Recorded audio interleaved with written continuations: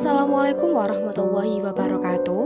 Perkenalkan, nama saya Rizky Abil Amelia dari kelas 12 MIPA 2. Nah, pada video kali ini saya akan menceritakan biografi mengenai seorang tokoh Rasuna Said ini.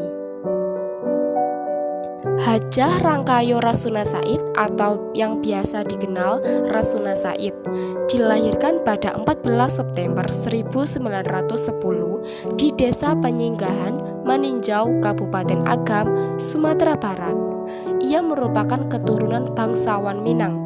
Ayahnya bernama Muhammad Said, yaitu seorang saudagar Minangkabau dan bekas aktivis pergerakan. Rasuna Said ini merupakan pejuang yang dengan gigih memperjuangkan persamaan hak antara laki-laki dan perempuan, sama seperti perjuangan yang dilakukan oleh Ibu Kartini. Hajah Rangkayo Rasuna Said ini dikenal sebagai sosok yang berkemauan keras dan berpengetahuan luas. Beberapa peristiwa penting atau bisa dikatakan perjuangan dalam sosok Rasuna Said yang dimulai pada tahun 1926, di mana Rasuna Said sudah beranjak dewasa. Ia mulai berkiprah di bidang politik dengan bergabung menjadi anggota Sarekat Rakyat.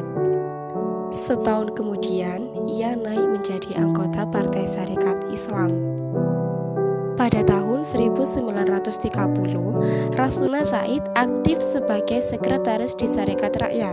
Ia juga terlibat dengan gerakan Islam modern Sumatera Tawalib dan mendirikan Persatuan Muslimin Indonesia atau disingkat PERMI di Bukit Tinggi. Ia mulai berorasi di setiap kegiatan soal hak-hak perempuan yang mulai dilupakan. Rasuna Said tak jarang mengkritik pemerintah Belanda yang menyebabkan sistem dan budaya perempuan menjadi lemah.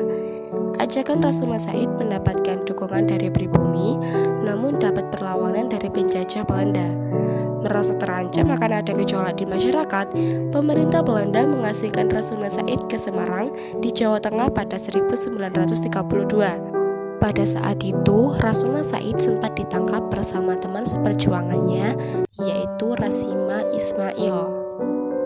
Rasuna Said dibebaskan dari penjara pada tahun 1934. Ia belajar di Sekolah Pendidikan Keguruan PERMI di Padang selama 4 tahun. Dia juga bekerja sebagai jurnalis, menulis artikel yang mengkritik kolonialisme Belanda di jurnal Sekolah Keguruan Raya. Pada tahun 1935, ia berjuang sekaligus sebagai jurnalis. Ia menjadi pemimpin redaksi di majalah Raya. Di Semarang, ia merasa kurang puas dengan sikap tokoh-tokoh PERMI dalam melakukan perlawanan Belanda. Rasuna akhirnya memutuskan pindah ke Medan. Di sini, ia mendirikan sekolah perguruan putri saat memasuki usianya yang ke-27 tahun.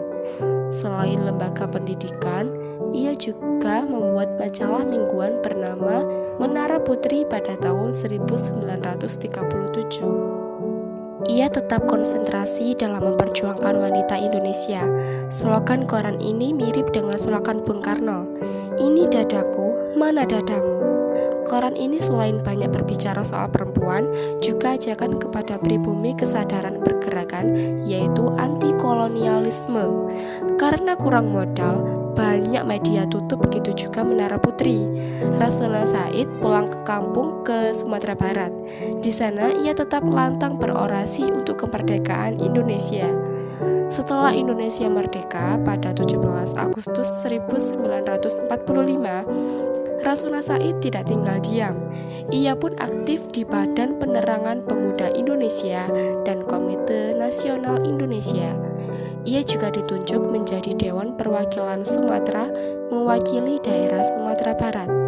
Tak hanya itu, ia juga diangkat sebagai anggota Dewan Perwakilan Rakyat Republik Indonesia Serikat dan menjadi anggota Dewan Pertimbangan Agung setelah dekret Presiden 5 Juli tahun 1959. Dan pada tahun 1947, Rasuna Said menjadi anggota senior dan ketua bagian perempuan Front Pertahanan Nasional. Dia kemudian bergabung dengan Volksfront yang merupakan bagian dari Serikat Perjuangan yang didirikan oleh nasionalis komunis Tan Malaka. Akibat gesekan antara organisasi ini dengan pemerintah daerah, Rasuna ditempatkan dalam tahanan rumah selama seminggu. Rasuna juga pernah menjadi anggota Dewan Perwakilan Sumatera dan pada Juli 1947 menjadi anggota Komite Nasional Indonesia Pusat, Badan Legislatif Sementara. Menjelang sidang ke-6 KNIB pada tahun 1949, ia diangkat menjadi Badan Pekerja KNIB mewakili Sumatera. Pada tahun 1950, ia menjadi anggota Dewan Perwakilan Rakyat Sementara. Kemudian pada tahun 1959, ia diangkat menjadi anggota Dewan Pertimbangan Agung. Rasuna Said ini menjadi anggota Dewan Pertimbangan Agung sampai akhir hayatnya. Karena keaktifannya di dunia politik, Rasuna kurang memperhatikan kesehatannya sendiri.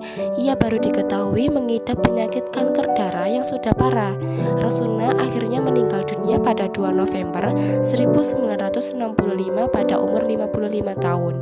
Ia dimakamkan di Taman Makam Pahlawan Kalibata. Berikut ini adalah karir dari sosok Rasuna Said yang ditempuh selama masa hidupnya. Pada tanggal 13 November 1974, berdasarkan Surat Keputusan Presiden Republik Indonesia nomor 84 TK tahun 1974, ia diangkat sebagai pahlawan nasional Indonesia atas jasa-jasanya dalam perjuangan kemerdekaan oleh Presiden Soeharto, yaitu perempuan ke-9 yang dianugerahi kehormatan ini. Selain itu, sebagai bentuk penghormatan kepada sosok Rasuna Said ini juga diberikan nama jalan arteri utama di Jakarta, Padang, dan Payakumbuh, di mana jalan ini dinamai menurut nama beliau, yaitu Jalan Hajah Rangkayo Rasuna Said. Tak hanya itu, salah satu turunan nama yang berasal dari Jalan Hajah Rangkayo Rasuna Said adalah stasiun LRT Rasuna Said, yaitu salah satu stasiun LRT yang di Jabodetabek. Nah, itulah biografi singkat pahlawan wanita nasional Indonesia, yaitu sosok Rasuna Said. Baiklah, sekian dari saya ucapkan terima kasih. Wassalamualaikum warahmatullahi wabarakatuh.